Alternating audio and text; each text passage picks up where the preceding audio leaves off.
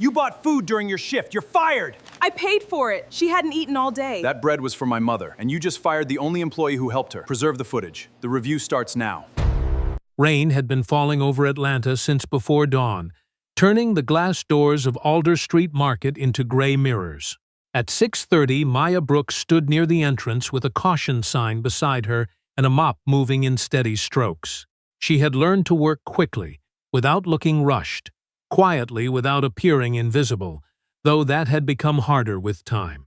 A man in a charcoal coat stepped over the wet floor, left mud across the tiles she had cleaned, and pointed down without meeting her eyes. "You missed a spot." Maya looked at the marks, then at the clean section behind him. Something tightened behind her ribs. She could have told him he had made the mess himself. Instead, she nodded and drew the mop back across the floor. "I'll take care of it." He was already walking away. Nearly 3 years earlier, Maya had believed this job would be temporary. She had a business administration degree from North Georgia State College and experience as an operations assistant. Then her mother, Lillian, needed heart surgery. Maya left work to manage appointments, medication, and recovery, certain she would return within months. The months became a year. When she started applying again, employers saw the gap before they saw anything else. Some called her reliable but not current. Others wanted management experience no one had allowed her to gain. Alder Street Market offered morning hours and health coverage, so Maya accepted the gray uniform and promised herself she would not stay long. She had made that promise through 3 birthdays and dozens of applications Colin Mercer never seemed to remember receiving. Colin was the store manager, a polished man with silver hair and a habit of making unfair decisions sound like policy. Maya had applied 3 times for inventory coordinator. She knew the stock system, vendor schedule, and receiving process better than the young man eventually hired. Colin told her the position required the right customer-facing presence. When she asked what that meant, he smiled. "It isn't personal, Maya. We have to think about what customers expect from a premium store." She had carried that sentence home and turned it over until there was nothing left to examine. The words never mentioned race. They did not need to. The pattern said what Colin would not. Brooke, a white cashier, could leave her station to guide shoppers and be praised for initiative. When Maya once helped an older black customer locate a low-sodium product, Colin pulled her aside and reminded her that cleaning staff were not supposed to approach customers unless asked. "Some people may feel uncomfortable," he said. Maya studied him. "Uncomfortable with help?" Colin's expression cooled. "With boundaries being unclear." Since then, she had learned how prejudice could hide inside ordinary words. Image, fit, tone, presence, boundaries. None sounded cruel alone. Together they built a wall. By 8 o'clock, the store filled with carts, scanners, and conversation. Maya moved through it unnoticed until someone needed a spill cleaned or a trash bin emptied. She told herself honest work was still honest work. Her mother said the same whenever Maya came home frustrated. But honesty did not erase the small humiliations. It only helped Maya survive them without becoming someone she did not recognize. That morning she checked the $5 bill in her pocket. It was all she had left until payday. Most of her money had gone to groceries and her mother's prescription refill. The bill was supposed to cover the bus ride home and part of the next morning's fare. She pressed it flat, then returned to work. Near the bakery, an elderly woman in a rain-darkened brown coat stood before a shelf of bread. Her silver hair was damp around her temples. One hand rested against the display, as if waiting for dizziness to pass. Shoppers moved around her without slowing down. Maya noticed the woman's trembling fingers and embarrassment when she realized no one was looking. Maya set the mop against the wall. She did not know the woman's name or why she seemed so alone. She only knew what it looked like when a room had decided not to see someone. Maya began walking toward her. The older woman noticed Maya approaching and tried to straighten, but the movement made the color leave her face. "Are you all right?" Maya asked. The woman gave an embarrassed smile. "I'm fine, just lightheaded." Up close, Maya saw the damp hair at her temples and the way her fingers pressed into the bread shelf for balance. "Have you eaten today?" The woman admitted she had not. Her driver was delayed in traffic. Her phone had died and her wallet was still in the car. Maya picked up a loaf of wheat bread and guided her toward the checkout. "You can sit near the front after this." At the register, the woman searched her coat pockets again, though both women knew the wallet was not there. The cashier, Brooke, glanced at the line and sighed. "Mom, I need payment before I can complete the sale." The woman lowered her voice. "My driver will be here soon. May I sit with the bread until he arrives?" Before Brooke could answer, a man behind her said, "That's what everyone says when they want something free." The woman's shoulders drew inward. Maya recognized the movement. It was what people did when humiliation became too public to escape. Colin arrived with a smile in place. "Is there a problem?" Brooke explained. Colin looked at the woman, then at the bread. "I'm sorry, Mom, but merchandise cannot leave the register without payment. You'll need to put it back and wait outside." He never asked why her hands were shaking. Maya remembered Brooke paying for a regular customer's coffee 2 weeks earlier. Colin had praised her in the break room for creating a memorable customer experience. Maya reached into her pocket and placed her $5 bill on the counter. "I'll pay for it." Colin's smile disappeared. "Maya, return to your assignment." "I'm buying bread," she said. "You're on the clock." So was Brooke when she bought Mr. Talbot's coffee. Brooke looked down at the scanner. Colin's jaw tightened. That was different. Maya kept her voice even. "How?" The line quieted. Colin glanced at the customers watching him. "You're creating an unnecessary confrontation. I asked a question, and I gave you an instruction." Maya could feel anger gathering beneath her calm, but she refused to hand it to him. She slid the bill closer to Brooke. "Please ring up the bread." Colin stepped nearer. "This is not your responsibility." Maya looked at the woman whose eyes lowered to the floor. Maybe not, but no one should be embarrassed because she forgot her wallet. Then she looked back at Colin. And the same act cannot be called hospitality when one employee does it and insubordination when another does. Colin's face hardened, though his voice remained controlled. "Office. As soon as this is finished, Brooke completed the sale and handed Maya the change. There was less than $1. Maya placed it beside the register for the store's food donation box, knowing it would not cover her bus ride.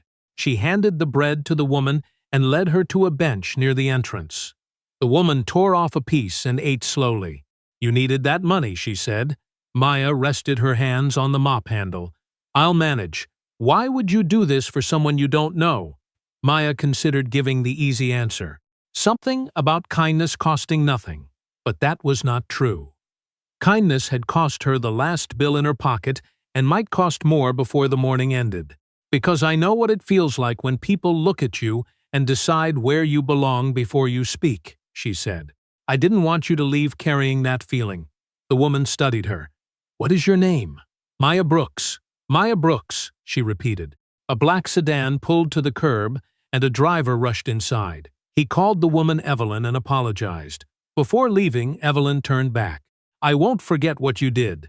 Maya gave a smile. "Just don't forget to eat." When the doors closed behind Evelyn, Colin was standing outside his office. A disciplinary form lay on his desk, already filled out. "Come in, Maya," he said. "Close the door." Colin waited until Maya sat before turning the disciplinary form toward her. The document described the morning in language that felt false, abandoned assigned duties, disrupted checkout operations, challenged managerial authority, created discomfort among customers. Maya read it twice. "Where does it say that I raised my voice?" Colin folded his hands. "It doesn't have to." "Then what exactly made my behavior confrontational?" "Your tone. Your posture. The way you continued after being told to stop." Maya looked through the office window toward the front registers. "There are cameras. Review them." Colin leaned back. "The cameras will show that you left your station and interfered. They'll also show Brooke did the same thing for Mr. Talbot and you praised her." His expression tightened. "We already discussed that." "No, you said it was different. You never explained why." Colin exhaled slowly, as if patience were a favor he was extending. "Brooke handled her situation naturally. You turned yours into a statement." Maya felt heat climb into her face. She kept her hands flat on her knees. "Buying bread became a statement because I asked you to apply the same rule?" "This is what I mean," Colin said. You always push. The word always carried months of history. Whenever Maya asked why her applications disappeared or why others received opportunities she had requested, Colin described the question as resistance. Her effort to understand had become evidence against her. He tapped the signature line.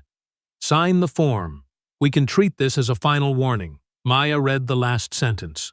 By signing, she would confirm that the account was accurate and accept responsibility for creating a hostile customer interaction. I can sign that I received it, she said. I won't sign that it's true. Colin's face went still. The silence between them felt unusually heavy. Refusing to sign demonstrates the same problem. No, it demonstrates that I read before I sign. Colin removed her access badge from the desk drawer. You're suspended pending review. Leave your keys and vest. Maya stared at the badge in his hand. She had feared losing the job but imagined layoffs, closure, or a mistake she could understand. Not an act of kindness, not a question asked calmly. She changed in the employee restroom, folded the gray vest and placed it in her locker. Brooke entered while Maya was gathering her things. I'm sorry, she said softly. Maya looked at her. Did I do anything different from what you did for Mr. Talbot? Brooke's eyes filled with discomfort. I don't know, you do. Brooke looked away. That hurt more than a direct lie. Outside, the rain had weakened to a cold drizzle. Maya checked the bus schedule, then remembered the empty pocket where her fare should have been. She walked nearly 4 miles home, her shoes absorbing water until each step made a faint sound. Lillian was seated at the kitchen table sorting medication into a weekly container when Maya entered. She looked at Maya's wet clothes and then at the plastic bag holding her uniform. What happened? Maya tried to say she had been sent home early, but the words failed. She sat across from her mother and told her everything. When she finished, Lillian remained quiet. Her fingers rested on the lid of the medication box. Do you regret helping that woman? She asked. Maya looked at the prescription receipt beside them. I don't know. I hate that I even have to ask myself. That isn't regret, Lillian said. That's fear. That afternoon, Human Resources called. The representative repeated Colin's report and referred to Maya's history of questioning management decisions as a pattern of poor cooperation. She had not reviewed the footage. By sunset, the suspension became termination. Her health coverage would end at the close of the month. Maya sat in the darkened living room, listening to rain against the window. For the first time, doing the right thing did not feel noble. It felt expensive. Across Atlanta, Evelyn Hawthorne learned what had happened and placed a blank check on her daughter Claire's desk. Claire pushed it back. Money would repay a purchase, she said. It would not correct what they did to her. The next morning, Maya was washing dishes when a dark sedan stopped outside her narrow duplex. She watched through the kitchen blinds as Evelyn Hawthorne stepped out, followed by a woman in a navy coat carrying a leather folder. Maya opened the door before they could knock. Mrs. Hawthorne. Evelyn smiled, but Maya noticed concern behind it. May we come in? The woman beside her introduced herself as Claire Hawthorne, Evelyn's daughter and chief executive of Hawthorne Civic Development. The company name was widely familiar. Its buildings shaped much of Atlanta's skyline. Maya's first reaction was not gratitude. It was caution. If this is about yesterday, I don't want money for helping you. Evelyn glanced at Claire. Why not? Because then it becomes a transaction. And because I don't want my worst day turned into a good story for someone else's company. Claire's expression shifted, not offended but attentive. That is not why we came. They sat at the kitchen table while Lillian listened nearby. Evelyn explained that she had contacted the store to thank Maya and learned she had been suspended. Claire had asked for more information and found that Maya's employment was terminated without anyone reviewing the security footage. My mother wanted to write you a check, Claire said. I told her that would repay the bread, not address the opportunity you were denied. Maya crossed her arms. What opportunity? Hawthorne Civic Development was accepting applications for a 12-week community leadership program. Participants rotated through operations, finance, planning, and neighborhood engagement. Claire said Maya could enter the selection process.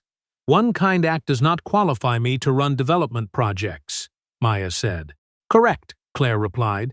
It tells me something about your judgment when there is no reward in sight. The rest still has to be tested. The process included a business analysis exam, an ethics case, a written neighborhood proposal, and interviews with a panel that would not include Evelyn. Maya would also have to complete an additional finance course if selected. So this is not a job offer, Maya said. It is access to a door, Claire answered. You decide whether you walk through it. The possibility frightened her more deeply. Maya looked toward the living room. Lillian gave no signal, leaving the choice to her. Fear arrived disguised as practicality. Maya had been outside corporate work for years. She could fail publicly, confirm every assumption made about her, and still have no income when it ended. Yet refusing would protect only the version of herself that had already been rejected.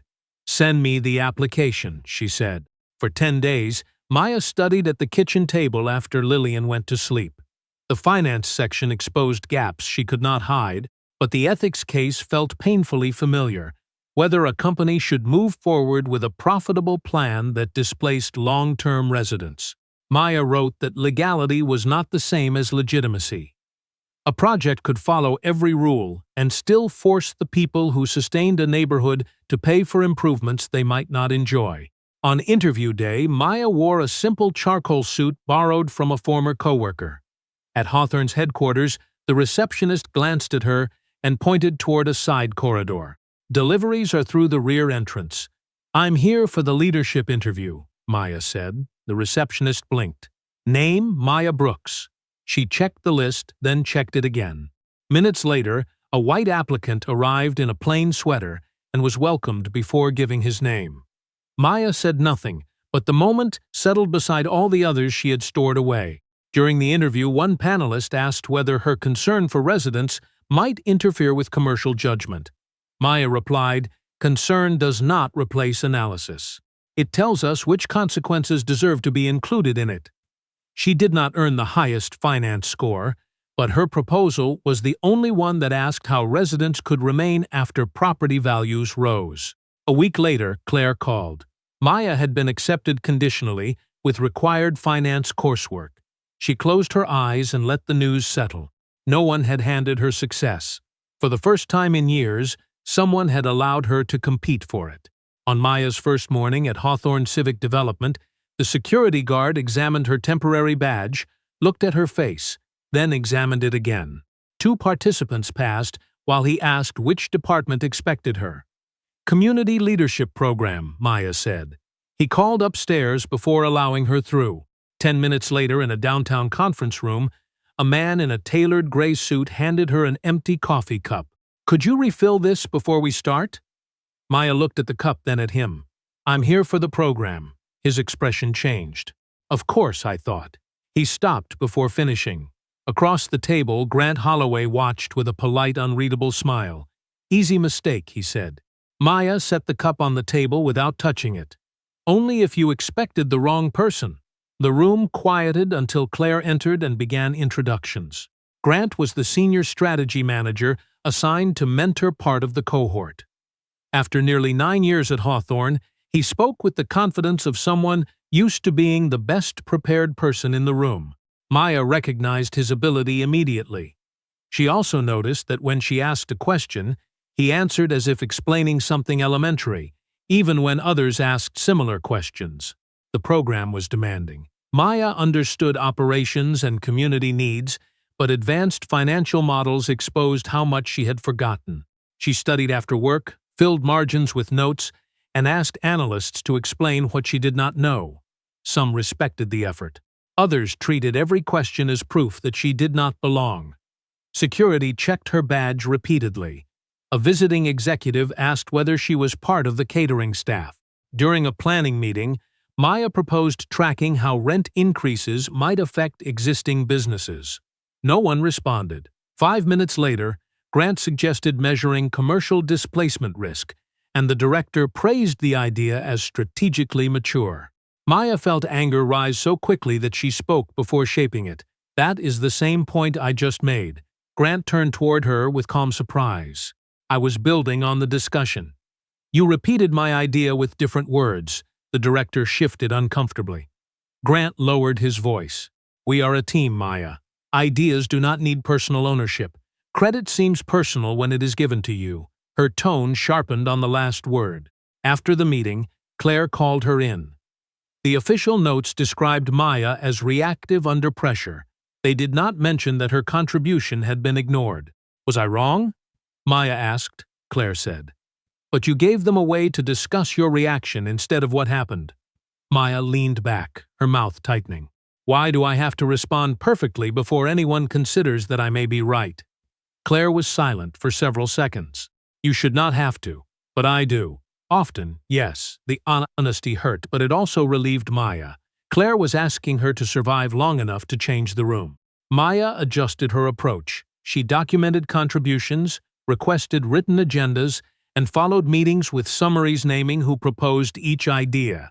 She did not become quieter. She became harder to misrepresent. Weeks later, her team evaluated a retail development proposal. A junior analyst warned that the plan depended on rent projections local businesses could not sustain.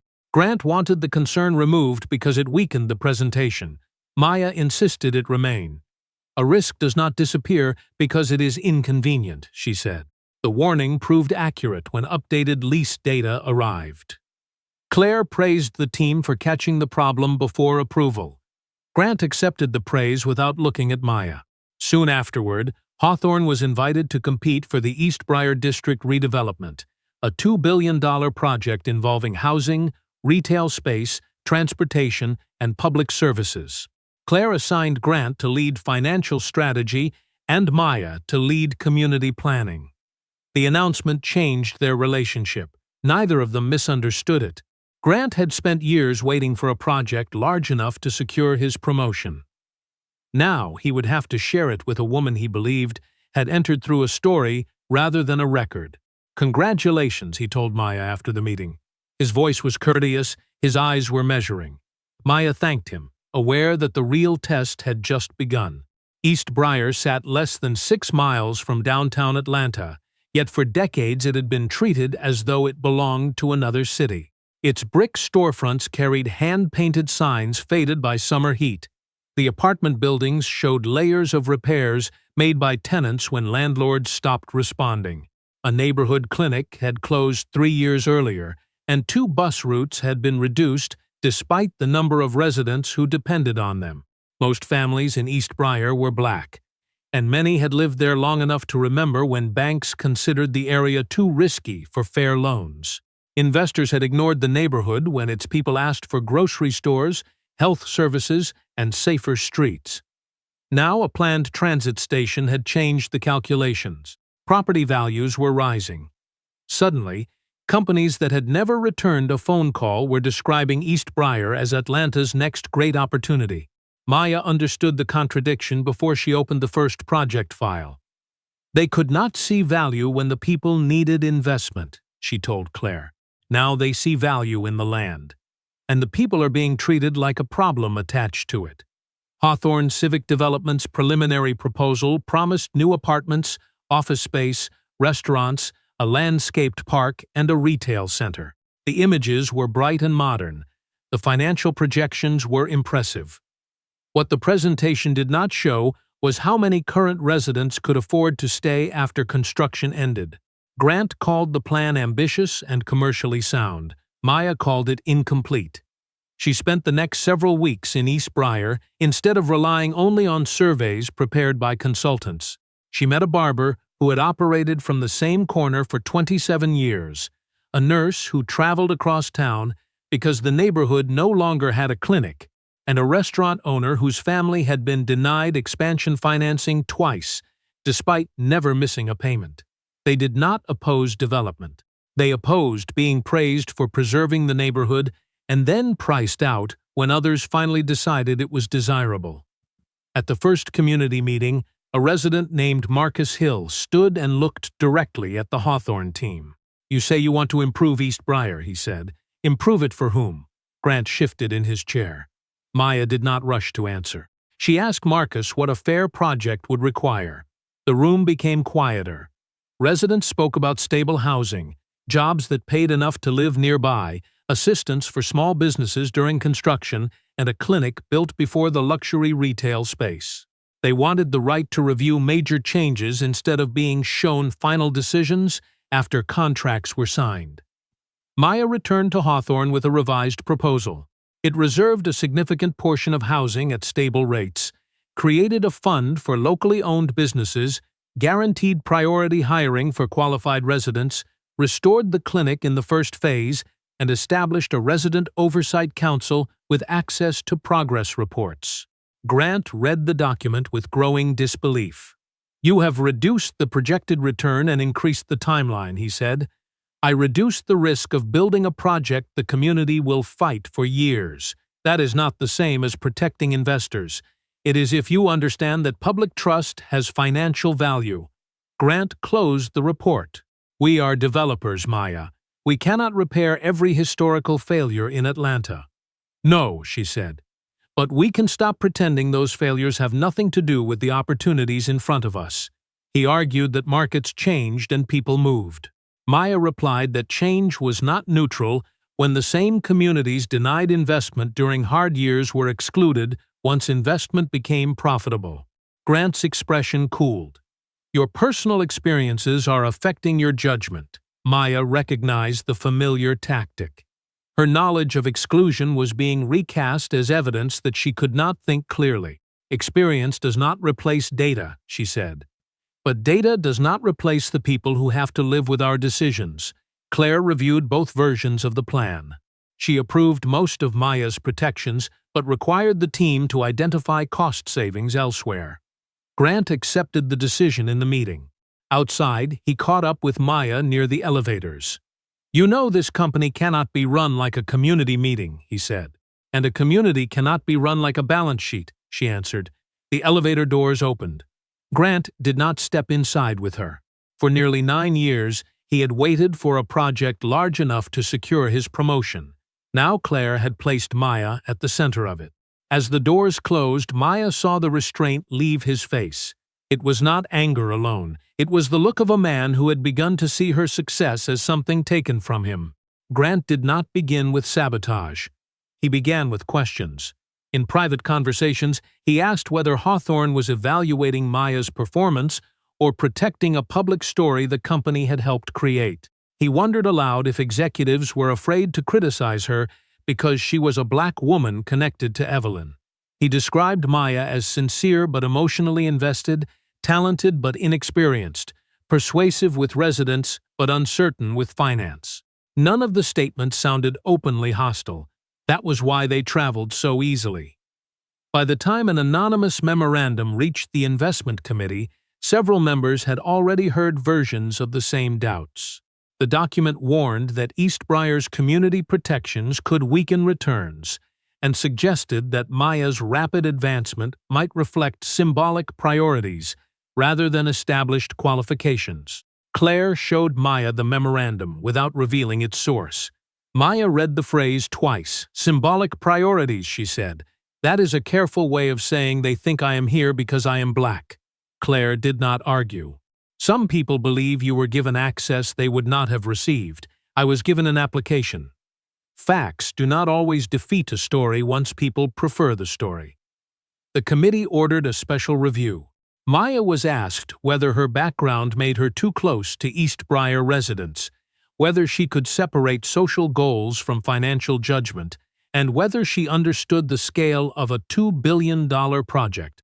Grant controlled the financial models, yet no one asked whether his desire for promotion affected his analysis.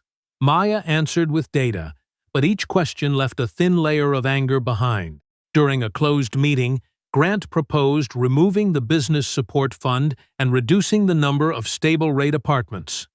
"We cannot turn this project into a correction for every injustice the neighborhood has experienced," he said. Maya had spent the morning listening to residents describe being denied loans and repairs, only to receive purchase offers once land prices rose. Her restraint slipped. "You want the company to profit from pushing black families out of a neighborhood they kept alive when nobody else cared about it." Grant leaned back, his voice calm. "That is a serious accusation." Maya knew immediately that she had crossed from challenging his plan to judging his motive. The room watched her, not him. "I should not have stated your intention as a fact," she said after a pause. "I withdraw that part. I do not withdraw my warning about the result." Grant gave a small nod, as if accepting an apology from someone he had successfully exposed. The meeting notes later described Maya as emotionally reactive. They did not record the pressure that preceded it. From that day forward, Grant moved more carefully. He gained access to the shared financial package after normal hours and adjusted several assumptions. He reduced the business fund, moved the clinic to a later phase, lowered the number of protected units, and increased expected revenue using figures that had not been independently reviewed. He removed comments showing that Maya had not approved the changes. The revisions were subtle enough to resemble routine updates. If the proposal passed, Grant would recover the profit margins he wanted. If the changes were discovered, the failure would appear to belong to Maya, whose financial experience had already been questioned. He did not need the committee to dislike her. He only needed them to trust their doubts more than they trusted her record. 2 days before the public hearing, Claire told Maya that several board members wanted Grant to replace her as lead presenter. "They think the controversy is distracting from the project," Claire said. "The controversy is that I am still here," Maya replied. She considered stepping aside. East Briar needed the project, and she feared her presence had become an excuse to delay it. Claire did not tell her what to do. "Leaving may protect you from one fight," she said. "It may also teach them that if they question a black woman's belonging long enough, she will remove herself so they never have to explain their discomfort." Maya remained on the project. The night before the hearing, she opened the final presentation from home. Several totals looked unfamiliar. The clinic schedule had changed. The business fund was smaller. She compared the file to her last approved copy and felt her stomach tighten. Someone had altered the proposal. There was not enough time to audit every number before morning. Maya called Grant, but he did not answer. She then called Claire. "The presentation is wrong," Maya said. "Can you prove who changed it?" "Not yet. Then tomorrow you have 2 problems," Claire replied. "The numbers, and everyone waiting to believe the numbers prove something about you." Maya remained at the table long after the call ended. At sunrise, Riverside Community Hall was already filling with residents, reporters, officials, and investors. The project was ready for approval. Maya was not sure the truth was ready to survive the room. Riverside Community Hall had not held such a crowd in years. Residents filled the folding chairs, business owners stood along the walls, and local reporters arranged cameras near the rear entrance. At the front sat Atlanta officials, Hawthorne executives, and investment representatives whose approval could move $2 billion into East Briar. Maya waited beside the screen, holding a presentation she no longer trusted. Grant stood a few feet away, calm enough to appear reassuring. "We should proceed," he said quietly. "The figures can be corrected during final negotiations. The community protections are not a minor correction. Stopping now will make you look unprepared." Maya heard the warning beneath the advice.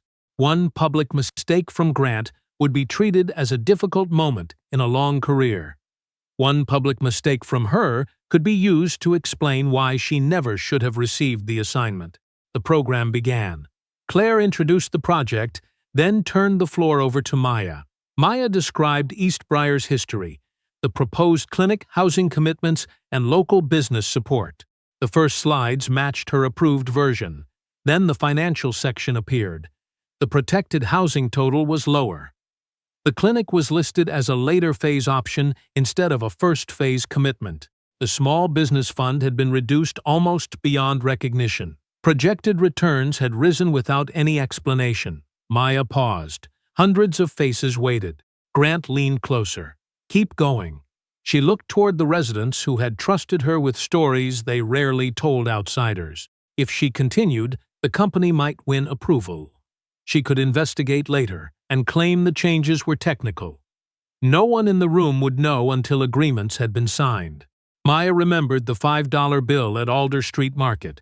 Helping Evelyn had cost her a ride home and then her job. This choice could cost her far more. The scale had changed. The question had not. Maya lowered the presentation remote. "I need to stop." A murmur moved through the hall. One investor frowned. "Is there a technical problem?" "There is a problem with the content," Maya said. "The figures on this screen are not the figures I approved. Several commitments made to East Briar have been changed, and I cannot confirm the accuracy of the financial projections." The room erupted in overlapping voices. Grant stepped toward the microphone. "There may be a version control issue. We can continue with the general proposal." Maya held the microphone. "A version control issue does not explain why community protections were removed." A board member leaned forward. "Mrs. Brooks, are you admitting that you lost control of a $2 billion project?"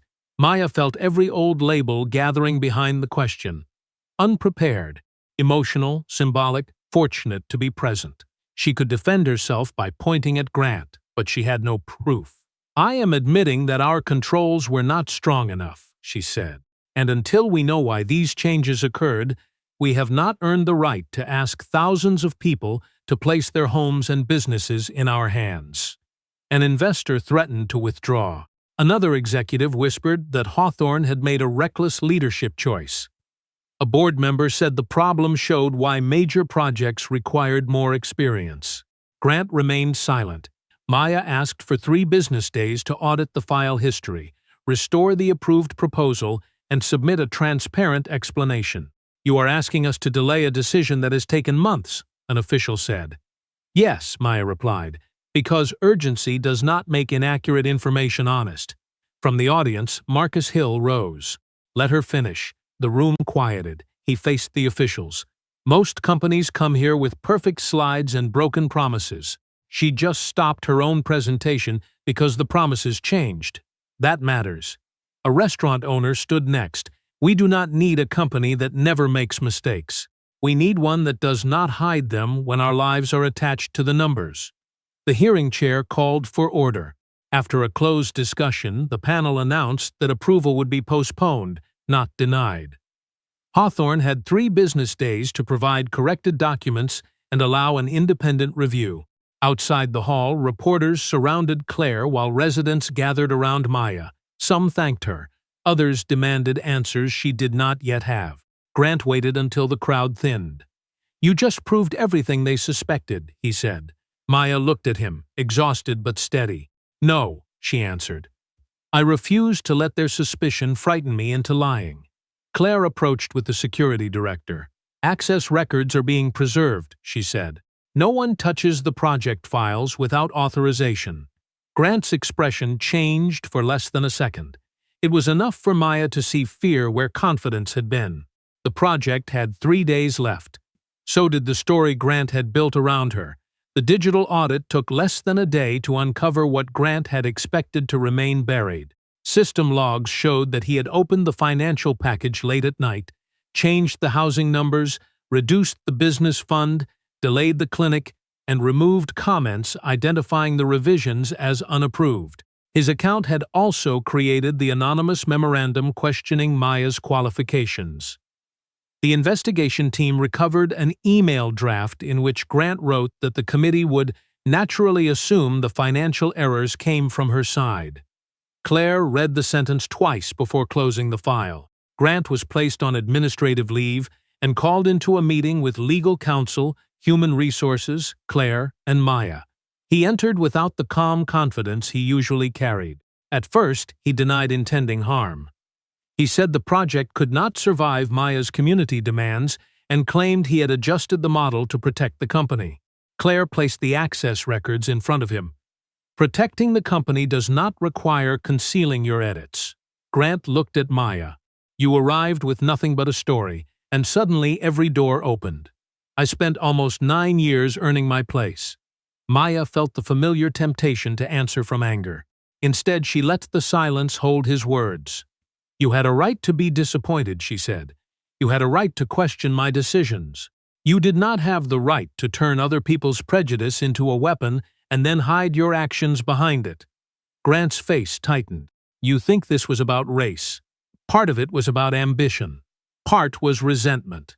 But you counted on people believing that a black woman with less corporate experience must be responsible for the financial failure. You wrote that yourself. Grant had no answer. Hawthorne terminated his employment after the formal review.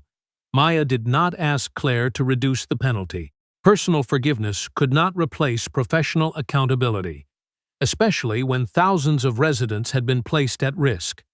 She also refused to let the company release a humiliating public statement designed to make Grant carry every failure alone.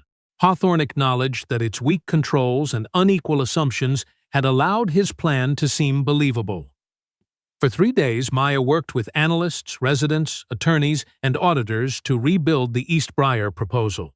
The corrected plan restored stable-rate housing, returned the clinic to the first phase, protected the business fund, and published every major financial assumption. It also gave the resident council authority to review significant changes before implementation. The expected profit was lower than Grant's altered version, but the risk of legal disputes, protests, and failed occupancy was also lower. At the reconvened hearing, Maya did not present herself as the person who had saved the project. She explained what failed, what had been corrected, and what safeguards would prevent a repeat. The panel approved the proposal with ongoing independent audits. Months later, construction began without removing the community from the planning process. Maya then turned to Alder Street Market. She did not ask Evelyn to threaten the company or use Hawthorne's influence. Through an employment attorney, she requested the surveillance footage, disciplinary records, and prior internal complaints. The evidence showed that she had remained calm at the register. It also showed that Brooke had once done the same thing without punishment. Additional records revealed that Colin repeatedly described black employees as lacking the right image, tone, or attitude when they requested promotions or questioned discipline. Human Resources had accepted his reports without checking footage or interviewing witnesses. The grocery chain settled Maya's claim, restored part of her lost benefits, removed Colin from management, and created an independent review process for employee complaints. Cameras had to be examined before serious discipline, and the company began comparing whether similar conduct received similar punishment across departments. Reporters later asked Maya whether she felt vindicated. "Vindication is personal," she said. "A fair process matters more because it protects the next person, including someone whose story never reaches a billionaire." 2 years after East Briar, Hawthorne appointed Maya Director of Community Development and Resident Rights. The Communications Department proposed a campaign presenting her as proof of the company's commitment to fairness.